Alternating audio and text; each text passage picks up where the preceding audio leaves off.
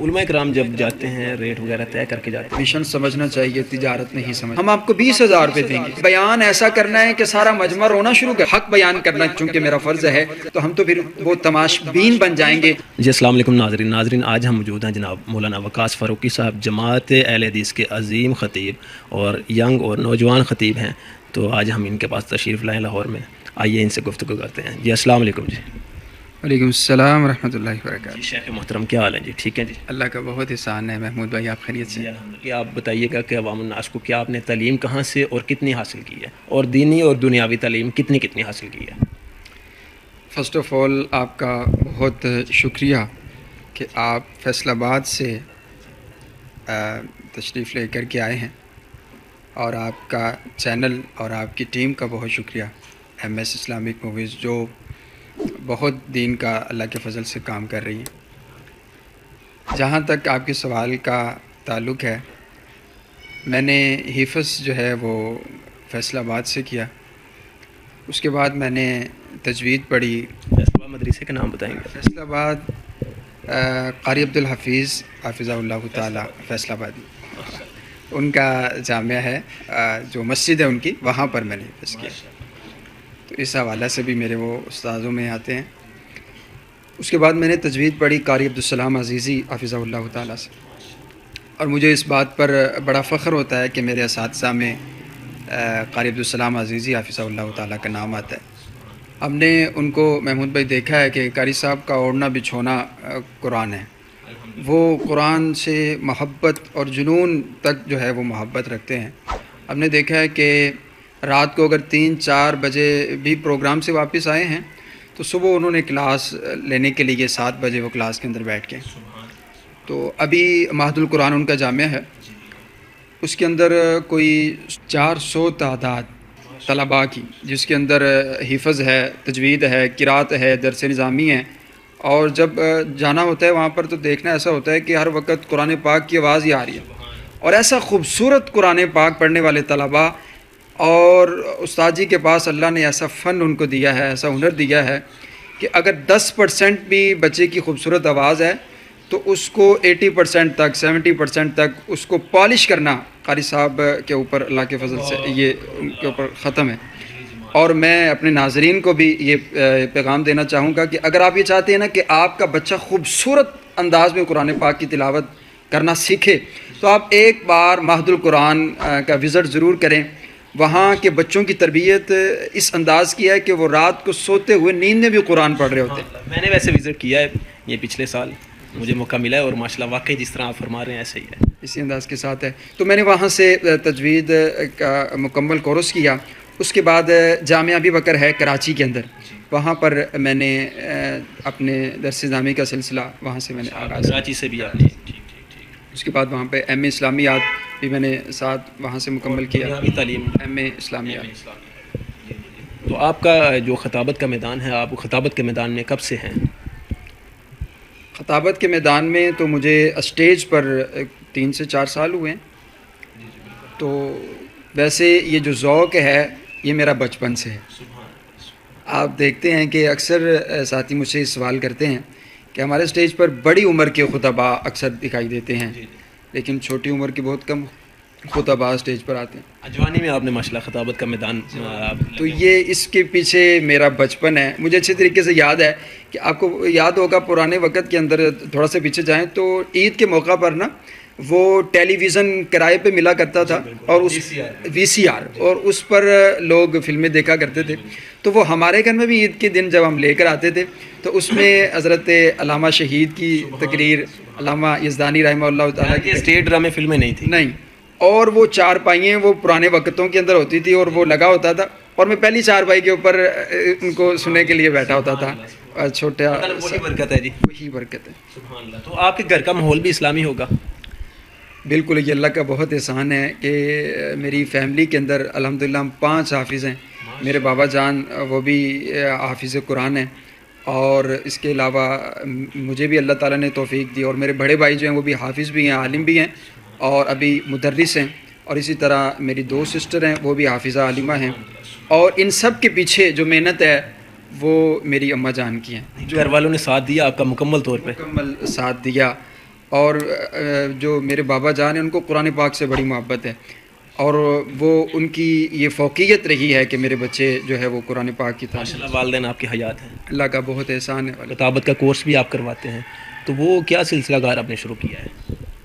جو خطابت کا کورس ہے وہ ہمارا اللہ کے فضل سے 3-4 سال سے چل رہا ہے۔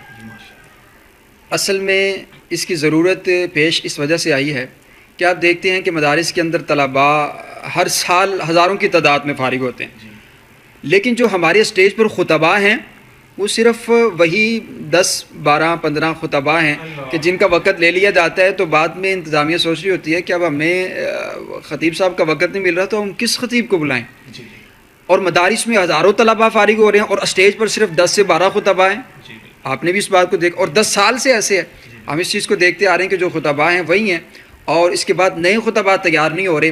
اس کی ایک مین وجہ یہ ہے کہ مدارس کے اندر جو ہماری تربیت گاہ ہے، تعلیم گاہ ہے، اس کے اندر تعلیم تو اساتذہ دے رہے ہیں، لیکن ان کو خطابت کا فن جو ہے اس کو نہیں سکھایا جا رہا۔ اسی وجہ سے جب طالب علم 6 سال لگانے کے بعد جامعہ سے فارغ ہو کر کے باہر نکلتا ہے تو وہ اب یہ سوچتا ہے کہ اب میں نے کرنا کیا ہے۔ وہ بعد میں حافظ موبائل سینٹر بنا لیتے ہیں، بعد میں بالکل صحیح بات آپ نے کی، بعد میں حافظ موبائل سینٹر بنا دیا، اور وہ 6 سال کی اساتذہ کی محنت اور وہ بالکل ضائع ہوگی، اس کے پاس فیلڈ ہی نہیں ہے۔ اس حوالہ سے میں ناظرین کو یہ بات گزارش کرنا چاہوں گا، اور خاص طور پر طلباء کے لیے، کہ علم کو آگے پہنچانے کے 3 ذرائع ہیں جو میرے ناقص علم کے مطابق۔ ایک تو یہ ہے کہ آپ اپنے قلم کے ذریعہ سے اپنے علم کو آگے پہنچاتے ہیں، جسے تحریر کہا جاتا ہے۔ دوسرا یہ ہے کہ آپ بیٹھ کر کے مسند پر طلباء کو پڑھاتے ہیں، جس کو تدریس کہا جاتا ہے۔ تیسرا یہ ہے کہ آپ اپنی گفتگو کے فن سے اپنے علم کو آگے پہنچاتے ہیں، جسے تقریر کہا جاتا ہے۔ تو اس جامعہ کے اندر ہی طالب علم کی کنڈیشن کو دیکھ کر، اس کی صلاحیت کو دیکھنے کے بعد، ان 3 ذرائع میں سے، ان 3 راستوں میں سے ایک راستہ اس کو دے دیا جائے، اور وہ فارغ ہونے سے پہلے وہ اس کا ماہر ہو، وہ نیو پروجیکٹ پہ وہ لگ جائے، نیو پروجیکٹ پہ لگ، اسے پتہ ہو کہ یہ میری فیلڈ ہے اور میں نے اس پر کام کرنا ہے۔ نہیں تو اس میں یہ بھی ہے کہ کوئی بھی اپنا فن جو ہے وہ دوسرے کو نہیں سکھاتا۔ ناظرین، کوئی موبائل سینٹر والا ہو، کوئی موٹر سائیکل والا ہو، کوئی بھی ریپیئرنگ والا ہو، وہ سب سے پہلے اپنا فن جلد نہیں سکھاتا، سکھا دے گا وہ بھی پورا نہیں سکھائے گا۔ تو آپ کو کیسے یہ آپ کی یہ رائے کہ آپ یہی فن سکھانے کے لیے عوام میں اتر آئے؟ میں یہ سمجھتا ہوں کہ جو آپ کے پاس علم ہے، جو آپ کے پاس فن ہے، وہ آپ جتنا آگے پھیلاتے ہیں، وہ کہتے ہیں نا کہ محبت اگر دی جاتی ہے تو پھر واپس لوٹ کر کے اس سے زیادہ واپس آتی ہے۔ دوسری بات محمود بھائی یہ ہے کہ یہ اللہ نے مجھ سے بہت بڑا کام لیا۔ ہم جو ہے، ہمارے اساتذہ نے ہماری یہ تربیت کی کہ اگر ہم نہیں ہوں گے تو یہ اسٹیج خالی نہ ہو۔ تو میں نے اپنی بساط کے مطابق، مجھے بہت زیادہ وقت نہیں ہوا خطابت کی فیلڈ میں، لیکن جتنا مجھے وقت اللہ نے دیا میں نے یہ کام کیا ہے کہ جو نوخیز طلباء ہیں، جو نوجوان جو ابھی جامعہ میں پڑھ رہے ہیں، ابھی ہماری جو سند چل رہی ہے وہ 780 طلباء و طالبات کو ہم خطابت کا فن سکھا چکے ہیں۔ یہ کہاں سلسلہ جاری ہے؟ یہ سلسلہ ہمارا اس انداز سے ہوتا ہے کہ جیسے طلباء کو جامعات سے چھٹیاں ہوتی ہیں تو ہم اس کا 1 ہفتے کا کورس کا انعقاد کرتے ہیں مختلف شہروں میں۔ یہ فیصل آباد میں، لاہور میں، کراچی میں، ایبٹ آباد میں، اسلام آباد میں، یہ ہم مختلف شہروں میں کورس کروا چکے ہیں۔ اس کورس کا تعارف میں آپ کو یوں کرواؤں، اس کورس کے اندر ہم سوال پیدا ہوتا ہے کہ آپ 1 ہفتے میں کیا سکھا سکتے ہیں ایک طالب علم کو؟ ٹھیک ہے، اور میں صرف ہم اتنی اس کی کوشش کرتے ہیں کہ آپ کو پتہ ہے کہ ایک ماحول بڑا اثر رکھتا ہے کسی بھی چیز کے لیے۔ گھریلو ماحول بھی، ہر طرح گھریلو ماحول کے اندر وہ جو رنگ ہوتا ہے نا، اس رنگ میں بندہ رنگ جاتا ہے۔ تو وہ ہم اس 1 ہفتے کے اندر ایسا رنگ بناتے ہیں، اور وہ ہماری کلاس جو ہے وہ صبح فجر سے لے کر رات 12 بجے تک چلتی ہے، تسلسل کے ساتھ چلتی ہے۔ نمازیں بیچ میں وقفہ کے ساتھ جو ہے تسلسل کے ساتھ چلتی ہے۔ اور یہ اللہ کے فضل سے، آپ کے چینل کے تھرو میرا یہ دعویٰ ہے اللہ کے فضل و احسان سے، کہ وہ طالب علم جو اسٹیج پر آ کر کے اپنا نام بھی نہیں لے سکتا، اپنا تعارف بھی نہیں کروا سکتا، وہ میرے اس کورس کے بعد جا کر کے خطبہ جمعہ دینے کی صلاحیت رکھتا ہے، ہزاروں کی تعداد میں گفتگو کرنے کی صلاحیت رکھتا ہے۔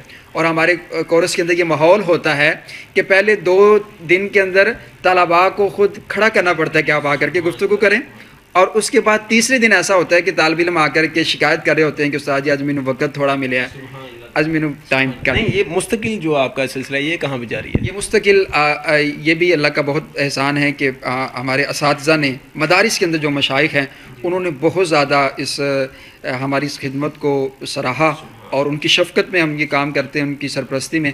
अभी महदुल कुरान कारी अब्दुलसलाम अज़ीज़ी हाफ़िज़हुल्लाह ताला जो मेरे उस्ताद मोहतरम भी हैं, उनके जामिया के अंदर, क्योंकि दरस-ए-नामी का शोबा भी है, उनके जामिया के अंदर ये मैं मुस्तकिल हफ़्ते में एक लेक्चर मेरा वहाँ पर होता है और वहाँ आप अगर विज़िट करें तो आपको देखने में मिलेगा छोटे छोटे बच्चे भी वो जो है वो गुफ्तगू करने का फ़न रखते हैं। जी जी बिल्कुल बिल्कुल। अच्छा, खिताबत के मैदान में आपको किन मुश्किलात का सामना करना पड़ता है और पड़ा है? क्योंकि आप नौजवान खतीब हैं तो आपको सबसे पहले ये मसले मसाइल तो बने होंगे। असल में खिताबत का मैदान अगर इसको एक मिशन समझ लिया जाए तो फिर तो तमाम मुश्किलात जो हैं वो कोई माना नहीं रखती हैं। तो जब सबसे बड़ा अल्लाह का एहसान ये है कि इंसान इस चीज़ की अहमियत को समझे कि मैं मिंबर रसूल पर खड़ा हूँ, मेरी क्या हैसियत है, ये अल्लाह का मुझ पर एहसान हो गया है कि अल्लाह ने मुझे इस चीज़ के लिए चुन लिया है। मैंने एक जगह पर एक बात पढ़ी थी, बात जो है वो सही भी हो सकती है, कि किसी ने लिखा था कि अगर आप ये जानना चाहते हैं ना कि अल्लाह आपसे कितना प्यार करते हैं तो आप ये देखें अल्लाह आपसे काम क्या ले रहे हैं। सुभान अल्लाह, सुभान। तो अल्लाह हमसे नबियों वाला काम ले रहे हैं, तो इसमें महमूद भाई मुश्किलात तो क्या, मेरे नबी ने पत्थर खाए हैं, अभी तो हम वहाँ तक पहुँचे ही नहीं हैं। और मैं आपसे एक सफ़र शेयर करना चाहूँगा। मैंने जो है वो रहीम यार ख़ान से आगे मेरा प्रोग्राम था और दूसरे दिन मेरा प्रोग्राम एबटाबाद में था। तो मेरा सफ़र ट्रेन के ज़रिया से था, तो वो आपको पता है वो आखिरी शहर है पंजाब का और इधर से एबटाबाद, तो वो मैंने कोई तकरीबन 20 घंटे मैंने मुसलसल सफ़र किया। और फिर जब मैं पहुंचा वहाँ पर एबटाबाद में, एबटाबाद के गांव के अंदर एक साथियों ने जो प्रोग्राम रखा था वो गांव की छोटी सी मस्जिद में प्रोग्राम था और चंद लोग वहाँ पर बैठे हुए थे। और जब मैं वो मस्जिद में पहुँचा और मैंने देखा कि मैंने 20 घंटे का मुसलसल, और मैं उस वक़्त पे वहाँ पर पहुँचा और जब मैंने वहाँ पर देखा तो वहाँ पर मेरी आँख से आंसू निकला और मैंने ये कहा कि अल्लाह सिर्फ़ तू हमारी यही काविश कबूल कर ले कि तेरे दीन की खातिर मैंने इतना सफ़र किया है।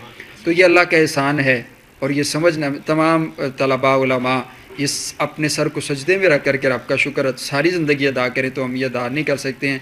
और ये मैं बात बड़ी वाज़ेतन कहना चाहता हूँ कि एक बादशाह को अपनी बादशाहत में इतना मज़ा नहीं आता है जितना एक ख़तीब और आलिम को मिंबर रसूल पे खड़ा होकर के क़ाल अल्लाह व क़ाल रसूल सुनाने में मज़ा आता है। मैं एक दफ़ा ना एक प्रोग्राम पे दाखिल हुआ तो एक बहुत बड़े हमारे शेख हैं, तो वो तकरीर कर रहे थे, तो तकरीर के दौरान उन्होंने मेरा तारुफ़ करवाते हुए कहा कि हमारी खुशकिस्मती है कि वकील सहाबा हमारी मजलिस में तशरीफ़ ले कर के आए हैं। तो वो जो एक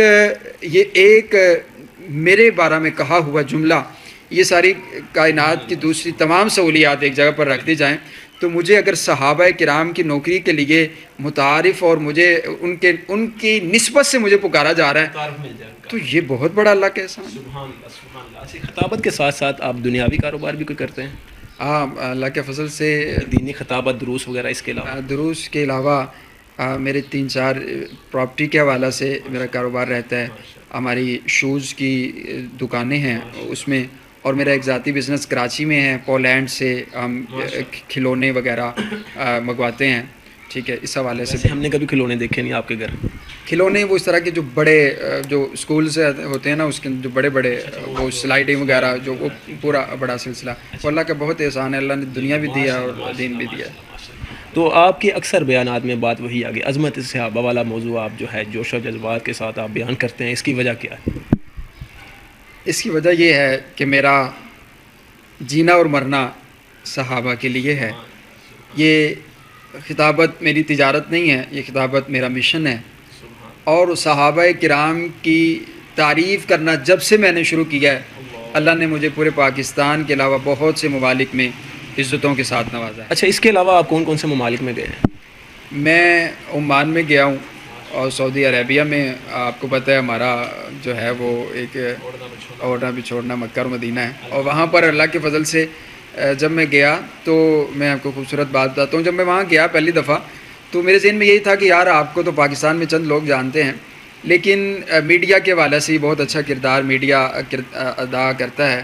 اس کا نیگیٹو پہلو بھی ہے، پازیٹیو پہلو بھی ہے. اس کو آپ دین کے حوالے سے استعمال کریں تو وہاں پر جا کر کے جیسے میں نے نمبر آن کیا تو بہت سے وہاں پر ہمارے پردیسی ساتھی، اور وہاں پر میں آپ کو ایک خوبصورت بات بتاتا ہوں کہ وہاں پر ایک بہت بڑا پروگرام مرکزی جمعیت مکہ کے حوالے سے محترم امیر محترم ساجد میر صاحب حافظہ اللہ تعالیٰ کا پروگرام انعقاد کیا گیا.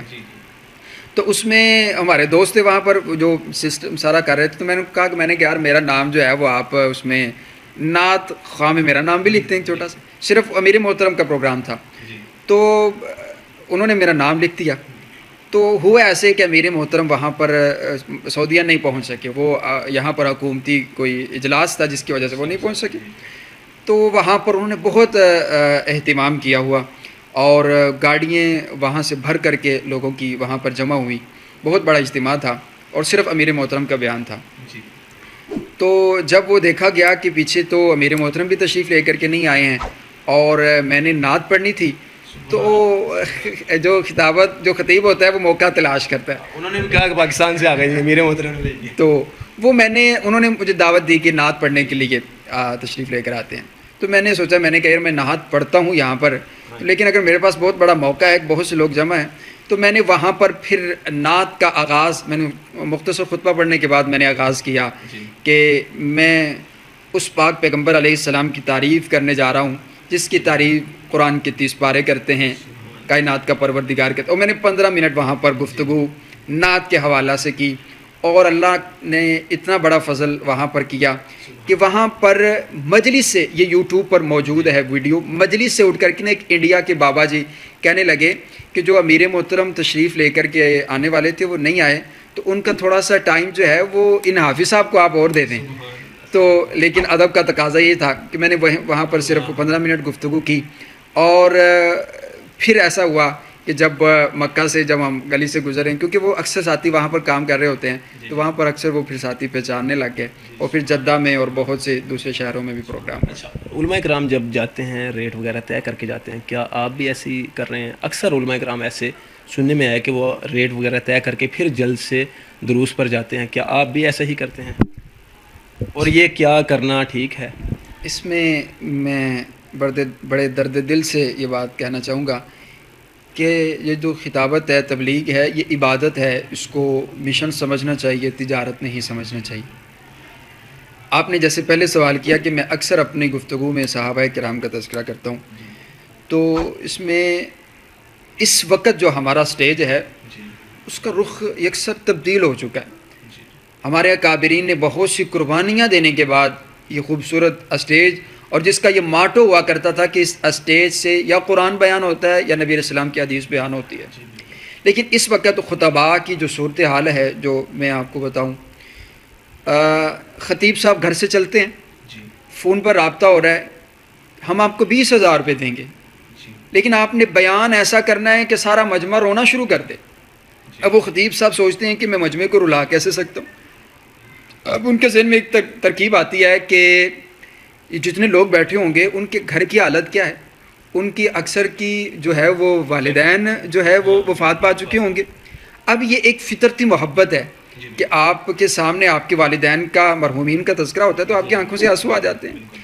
اب ان لوگوں نے ان کے جذبات کو ملحوظ خاطر رکھتے ہوئے اپنی تقریر کو اسی انداز کے ساتھ ترتیب دینا شروع کر دی ہے. اب وہ گھنٹے کی تقریر کے اندر وہ تقریر ہو رہی ہے اور وہ خود تو نہیں رو رہے ہیں لیکن مجمع رو رہا ہے. اور مجمع کس وجہ سے رو رہا ہے؟ وہ اپنے والدین کو یاد کر کے رو رہا ہے. اور جیسے تقریر ختم ہوئی ہے وہ رو کر کے واپس چل دیے ہیں اور یہ خطیب صاحب اپنی فیس لے کر کے واپس آ گئے ہیں.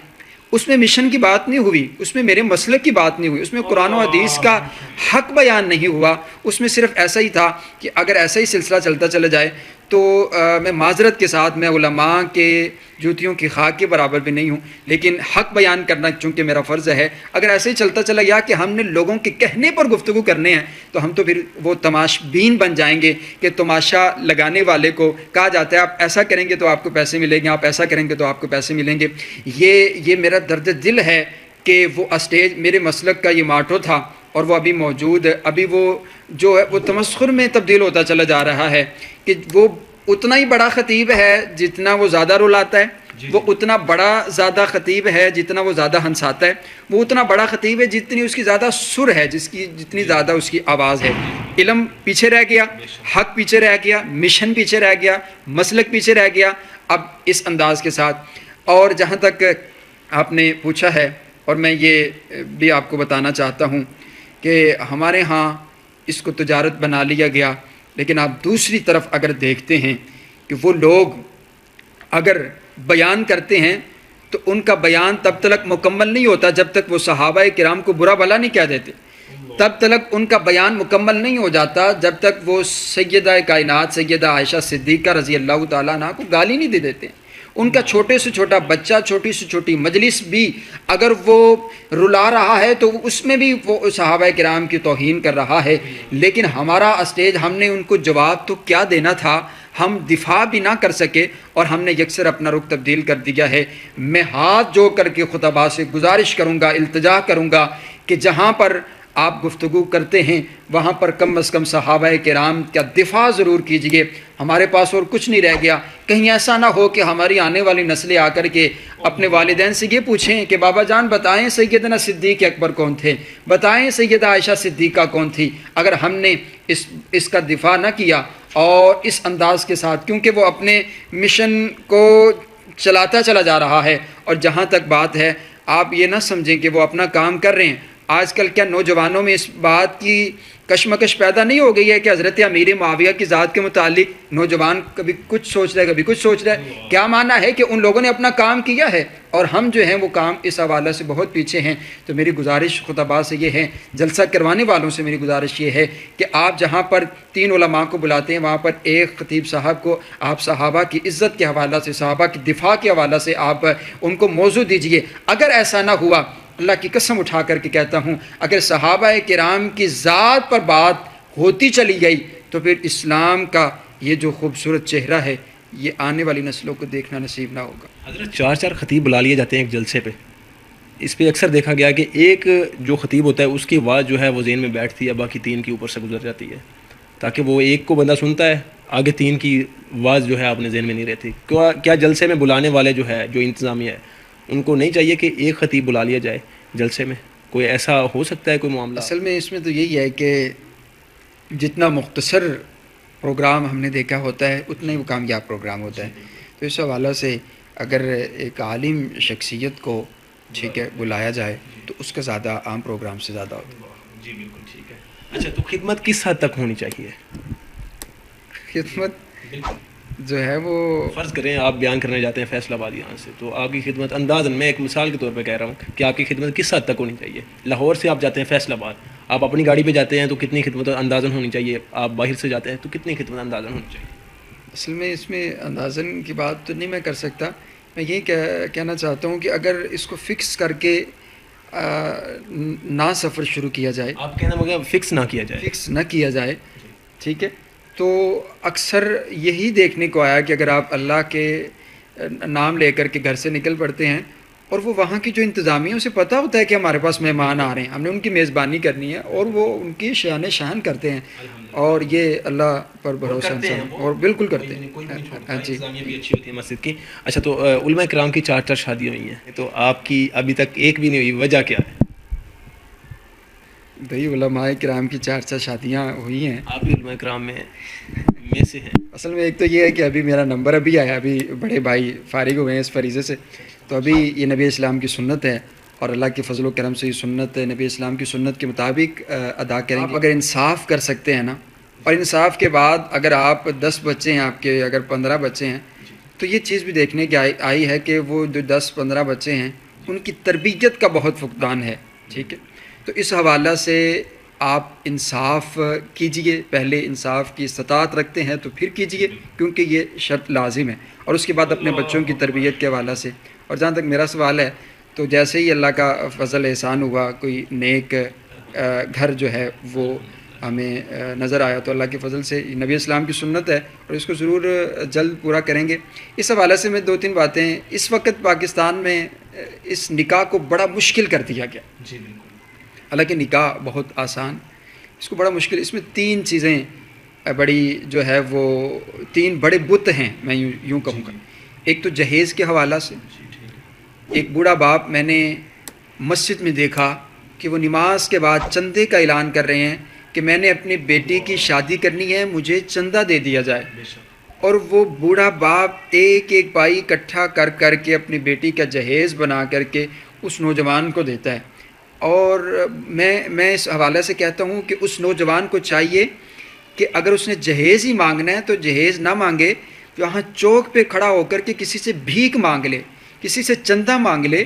لیکن ایک انسان کی غیرت اس بات کو گوارا نہیں کرتی ہے کہ آپ اگر ایک تعلق پیدا کرنا چاہتے ہیں اور آپ کے اس تعلق میں دولت شامل ہے، آپ کا پہلا قدم ہی یہ ہے کہ مجھے اتنی چیزیں ملیں گی تو تب میں یہاں پر نکاح کروں گا۔ اور اس حوالہ سے میرے ناظرین سے مؤدبانہ گزارش ہے کہ اپنی زندگی کا سب سے بڑا فیصلہ نبی علیہ السلام کے مشورے کے مطابق، دین کے مطابق آپ کر لیں۔ میں اللہ کی قسم اٹھا کر کے کہتا ہوں، اگر دین آپ کے فیصلے میں ہوگا، نبی اسلام کا مشورہ آپ کے فیصلے کے اندر موجود ہوگا، اور آپ کی زندگی دنیا جنت بن جائے گی۔ اور دوسری بات یہ ہے، ایک برادری کا بہت بڑا بت ہمارے پاس موجود ہے، ٹھیک ہے، بڑے بڑے نیک لوگ، بڑے بڑے اہل حدیث لوگ جو ہیں اپنے آپ کو کہلوانے والے، وہ بھی برادری کے اس بت کو جو ہے وہ توڑنے کے لیے تیار نہیں ہیں۔ نبی علیہ السلام کی 9 یا 11 شادیاں ہوئیں اور ساری کی ساری غیر برادری میں ہوئیں۔ جہاں پر آپ کو سنت یاد ہے رفع الیدین کی، وہاں پر آپ اس طریقے کو بھی اپنائیں۔ ہمارے ہاں تو دین کا تعلق ہونا چاہیے۔ یہ رسم یہ جو وہاں سے آئی ہے برادری کے حوالہ سے، اس حوالہ سے بھی کئی بیٹیاں اس حوالہ سے اپنے گھروں میں بالوں میں سفیدی آ گئی ہے۔ باپ کہتا ہے اگر میری برادری میں لڑکا ملے گا تو تب نکاح کروں گا، ورنہ نہیں کروں گا، اور خودکشی کی جا رہی ہے۔ اس حوالہ سے یہ اہم پیغام ہے کہ اس بت کو بھی توڑی۔ میرا ایک یہ ذہن ہے، میری ایک سوچ ہے اور خواہش ہے کہ جینا بھی ایک عالم شخص کا ہے اور مرنا بھی ایک عالم شخص کا ہے۔ ایک استاد کا جو دین کو پڑھتا پڑھاتا دنیا سے چلا جاتا ہے، اور میں نے ابھی آپ نے دیکھا میرے دادا استاد شیخ قاری یحییٰ رسول نگری رحمہ اللہ تعالی مجھ سے بہت زیادہ پیار کیا کرتے تھے، اور جب انہوں نے میرا بیان سنا تو انہوں نے مجھے آج بھی یاد ہے مجھے کہا، اور قاری عبدالسلام عزیزی حافظہ اللہ مجلس لگی ہوئی، بلکہ میرے پاس ریکارڈنگ وہ موجود ہے۔ آپ نے اسی سال پیچھے آپ قاری عبدالسلام عزیزی صاحب کے مدرسے میں آپ پہنچے، آپ نے وہاں پہ بیان کیا، یحییٰ رسول نگری رحمہ اللہ نے انہوں نے آپ کو پکڑ کے تو آپ کو انہوں نے اس طرح کلاو بھر کے، وہ میرے پاس ریکارڈنگ موجود ہے۔ ہاں، میں نے ان سے گزارش کی کہ استاد جی وقت بہت کم ہے، لیکن حکم فرمانے لگے کہ آپ نے لازمی بیان کرنا ہے، کہا تھا 5 منٹ لگانے ہیں، وہ بھی ہاں ضروری۔ اور میں آپ کو بتانے لگا ہوں کہ وہ مجلس میں بیٹھے ہوئے نا، تو قاری عبدالسلام عزیزی حفظہ اللہ تعالیٰ میرے استاد محترم کہنے لگے تسی فروغی صاحب بیان سنیا جدو بیان کرتے ہیں تو یہ مجمع چ اگ لا چھڑتے ہیں، اگ لگ چھڑ۔ تو میری اللہ سے دعا ہے اللہ تعالیٰ ان کو جنت میں اعلیٰ مقام عطا فرمائے۔